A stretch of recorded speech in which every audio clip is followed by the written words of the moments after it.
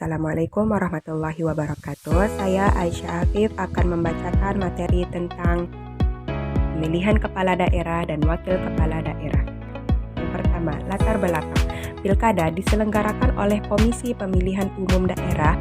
Umumnya, daerah provinsi memilih gubernur, sedangkan daerah kabupaten atau kota memilih bupati atau wali kota. Hal-hal mengenai pilkada diatur dalam Undang-Undang Nomor 32 Tahun 2004 Pasal 56 Ayat 1. Di dalamnya menyebutkan bahwa kepala daerah dipilih dalam sebuah ajang demokrasi. Pemilihan kepala daerah merupakan bentuk perwujudan dari asas otonomi daerah, yaitu hak atas wewenang untuk mengatur dan mengurus sendiri suatu daerah. Dengan demikian, pemilihan kepala daerah merupakan suatu bentuk nyata bahwa rakyat menjalankan kedaulatan rakyat terutama di daerahnya sendiri. Sistem pemilihan kepala daerah berdasarkan Pasal 56 Undang-Undang Nomor 32 Tahun 2004, persiapan kepala daerah dan wakil kepala daerah secara langsung dilaksanakan melalui tahap persiapan dan tahap pelaksanaan. Berikut tahap persiapan pemilihan kepala daerah dikutip dari Badan Pembinaan Hukum Nasional Kementerian Hukum dan HAM Republik Indonesia. Yang pertama, pemberitahuan DPRD kepada kepala daerah dan Komisi Pemilihan Umum Daerah mengenai berakhirnya masa jabatan kepala daerah. Yang kedua, KDH berkewajiban menyampaikan laporan penyelenggaraan pemerintahan daerah kepada pemerintah dan laporan keterangan pertanggungjawaban kepada DPRD. Yang ketiga, perencanaan penyelenggaraan meliputi penetapan tata cara dan jadwal tahapan pilkada. Yang keempat, membentuk panitia pemilihan kecamatan, panitia pemungutan suara, dan kelompok penyelenggara pemungutan suara, serta pemberitahuan dan pendaftaran pemantau. Yang kelima, DPRD membentuk panitia pengawas pemilihan yang unsurnya terdiri dari kepolisian, kejaksaan, perguruan tinggi, pers, dan tokoh masyarakat. Ketentuan umum pilkada. Yang pertama, persyaratan calon.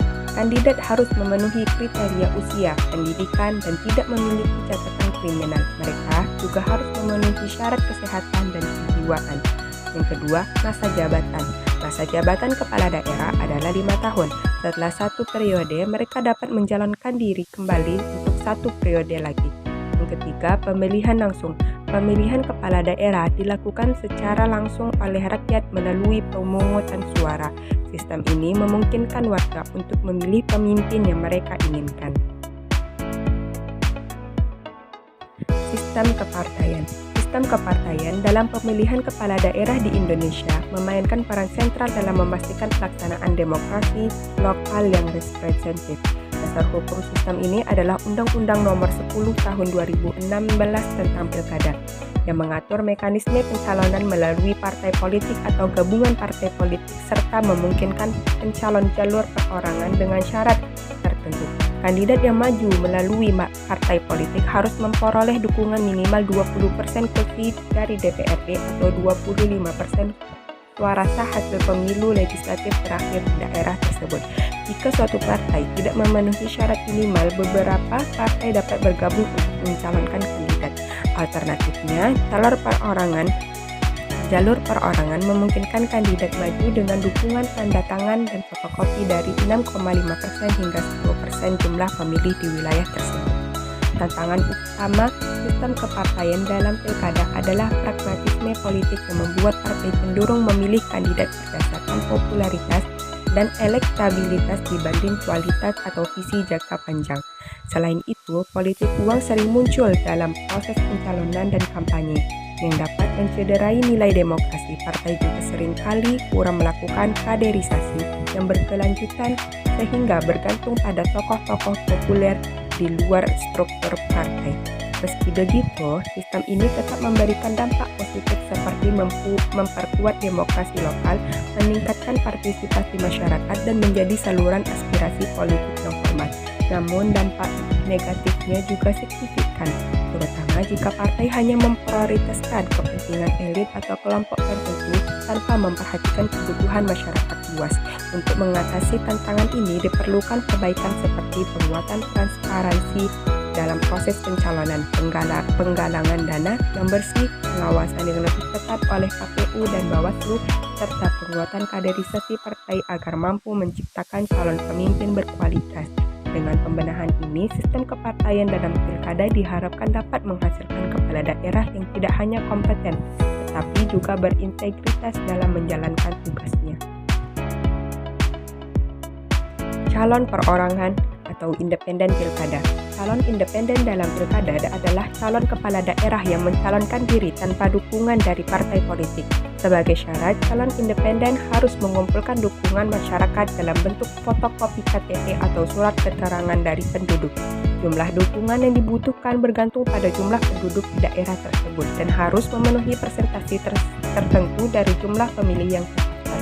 Dukungan ini juga harus tersebar di lebih dari 50% kecamatan di daerah yang bersangkutan. Setelah mengumpulkan dukungan, calon independen harus menjalani proses verifikasi di mana KTP yang dikumpulkan akan diperiksa untuk memastikan keabsahannya, baik secara administrasi maupun faktual.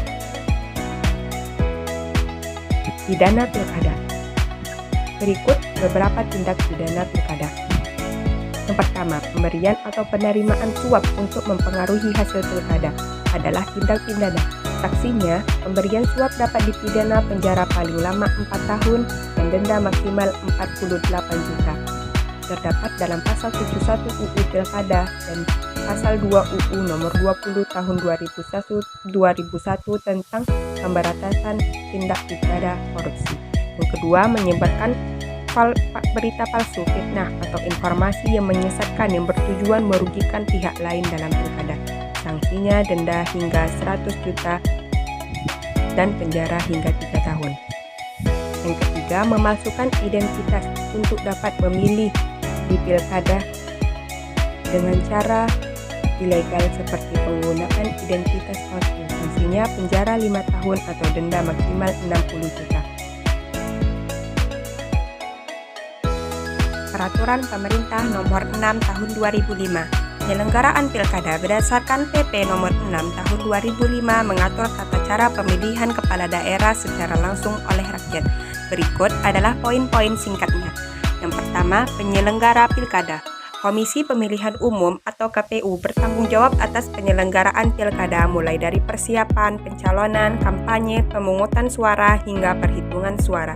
Panitia pengawas bertugas mengawasi agar pilkada berjalan sesuai aturan.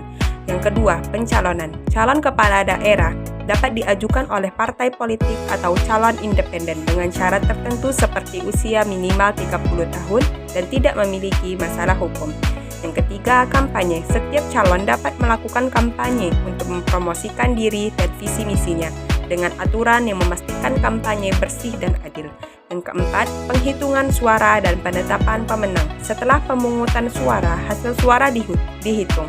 Pemenang adalah calon yang mendapatkan suara terbanyak. Pilkada ini bertujuan memastikan bahwa kepala daerah dipilih secara demokratis, langsung, dan adil oleh rakyat. Baiklah, sekian dari materi yang bisa saya sampaikan. Saya akhiri. Assalamualaikum warahmatullahi wabarakatuh.